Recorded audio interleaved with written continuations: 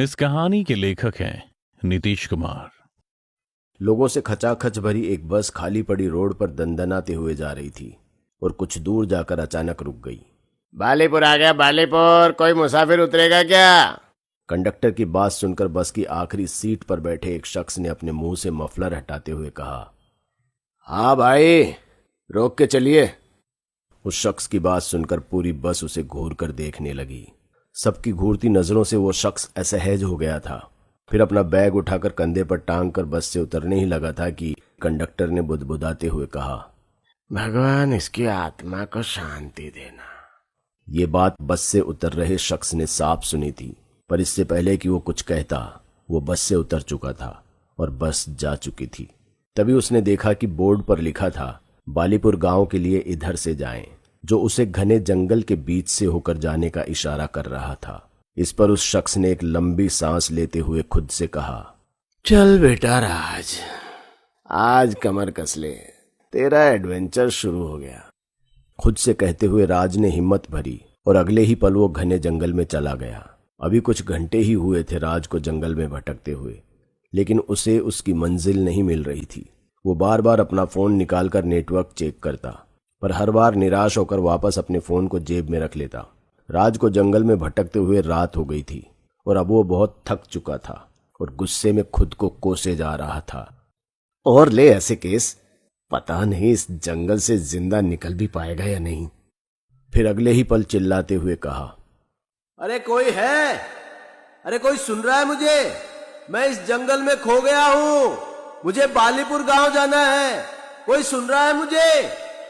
राज ने अभी अभी अपनी बात खत्म की ही थी कि अगले ही पल उसे जंगल के एक कोने से घोड़े के हिनहिनाने की आवाज आई, जिसे सुनकर राज एक पल को मुस्कुराने लगा था। उसे लगा था कि उसकी आवाज सुनकर कोई उसकी मदद के लिए आ रहा है, लेकिन कुछ पल बाद उसने जो देखा उसे देखकर उसके पैरों के नीचे से जमीन खिसक गई। एक सिरकटी लाश घोड़े पर बैठकर हाथ में तलवार लिए राज को मारने के लिए उसकी ओर दौड़ी चली आ रही थी, जिसे देखकर राज का खून सूख गया था। उसके पैर जम गए थे। उसे समझ नहीं आ रहा था कि वो किस तरफ जाए कि तभी अंधेरे में से एक शख्स निकला और राज को धक्का देकर उसे जमीन पर गिरा दिया। फिर अपनी जेब से एक ताबीज निकालकर सिरकटी लाश को दिखाने लगा। ताबीज को देखकर घोड़ा एक पल में रुक गया और खड़े खड़े ही निनाने लगा, फिर वापस मुड़कर जंगल में गायब हो गया। इधर राज भी डर के मारे बेहोश हो गया था। अगली सुबह जब उसकी आंख खुली तो वो एक पुराने घर में था। उसने उठते ही सबसे पहले अपने सिर को छुआ और खुद को ये यकीन दिलाया कि वो अभी जिंदा है कि तभी एक शख्स राज के लिए चाय लेकर आया। लीजिए, चाय है, गरम है। वैसे आप तो कॉफी वाले होंगे ना? राज ने उस शख्स को पहली बार देखा था और ऐसे देखे जा रहा था जैसे पहले कभी कोई इंसान ना देखा हो। क्या हुआ, पहले कभी कोई जिंदा इंसान नहीं देखा क्या? कल रात मुझे बचाने वाले तुम ही थे? हाँ, मैं ही था और मेरा नाम किशोर है। मैं इस बालीपुर गांव का रहने वाला हूं और मैंने ही आपको इस केस के सिलसिले में यहां बुलाया है। अरे तो मुझे लेने क्यों नहीं आए? खाम खा मुझे उस जंगल में मरने के लिए छोड़ दिया था। पता भी है वहां पर मुझ पर एक हाँ, तुम पर एक सिरकट्टे भूत ने हमला किया था। तुम्हें कैसे पता? इस मामले को सुलझाने के लिए ही तो मैंने आपको बुलाया है। देखो, मैं पैरानॉर्मल विषय का स्टूडेंट हूँ, कोई तांत्रिक या अघोरी नहीं हूँ जो मुर्दे से पूछकर उन्हें मुक्ति दिला दूं। देखो, मैं कुछ नहीं जानता, मुझे वापस जाना है। और जो मैंने एडवांस दिया था उसका क्या? एडवांस की बात सुनकर राज चुप हो गया, पर इससे पहले वो कुछ कहता तभी किशोर के पास रोते हुए एक लड़का आया। किशोर भैया, पापा को उसने मार दिया, मेरे पापा को उसने मार दिया किशोर भैया। ये सुनते ही किशोर उल्टे पैर उस लड़के के साथ दौड़ पड़ा और उसके पीछे पीछे राज भी। राज जगह पर गया तो उसके होश उड़ गए। जमीन पर एक सिरकटी लाश पड़ी हुई थी और उस लाश के आसपास उसके परिजन बिलख बिलख कर रो रहे थे। तभी गांव के मुखिया ने कहा, ये इस गांव की 21वीं लाश है। पता नहीं वो लाश हमसे क्या चाहती है। आधा गांव तो उस सिरकटी लाश के डर से गांव छोड़कर चला गया है। अब जो बच गए हैं उन्हें वो लाश एक एक करके मारती जा रही है।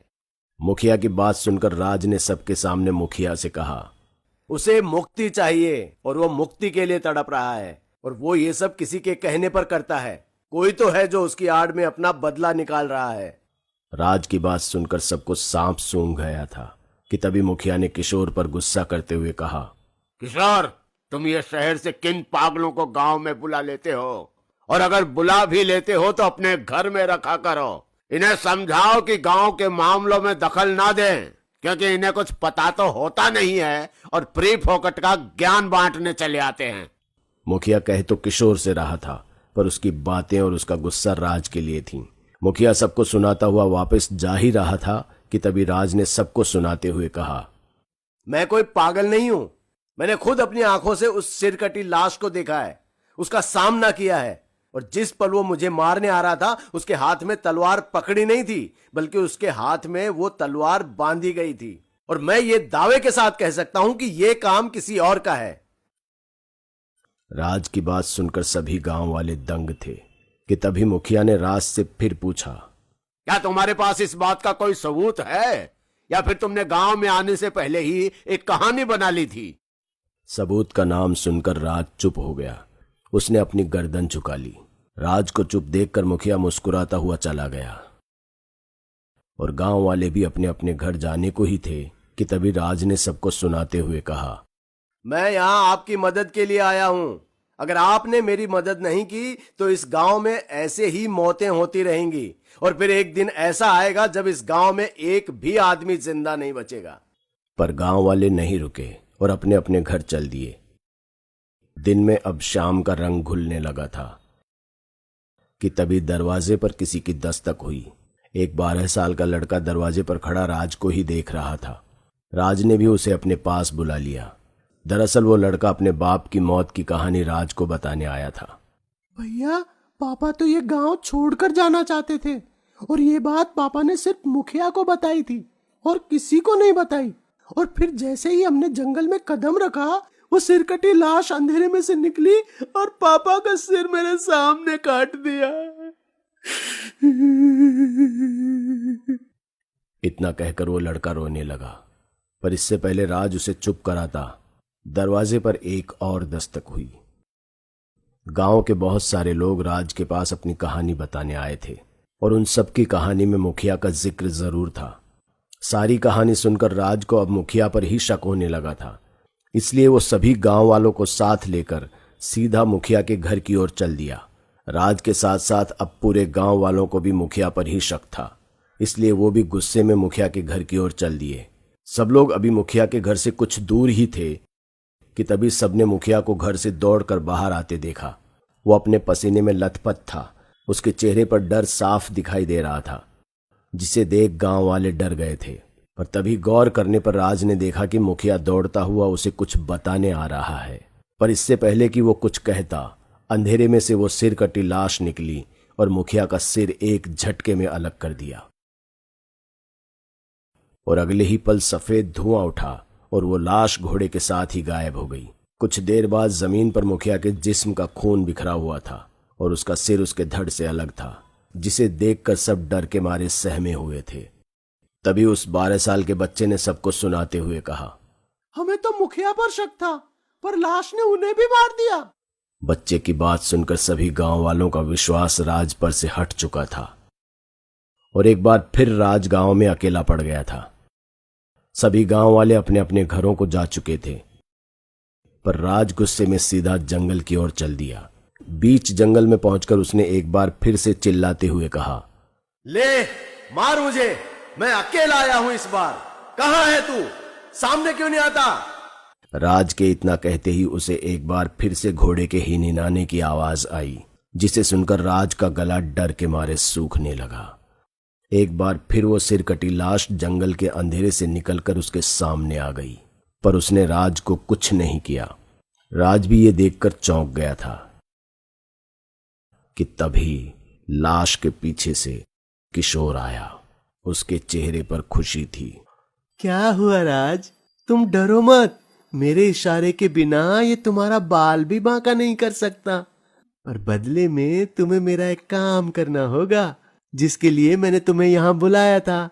यही ना कि गांव वाले सारी जमीन तुम्हारे नाम कर दें और तुम उनकी जमीनों पर इस जिले की सबसे बड़ी फैक्ट्री खोलोगे, हाँ?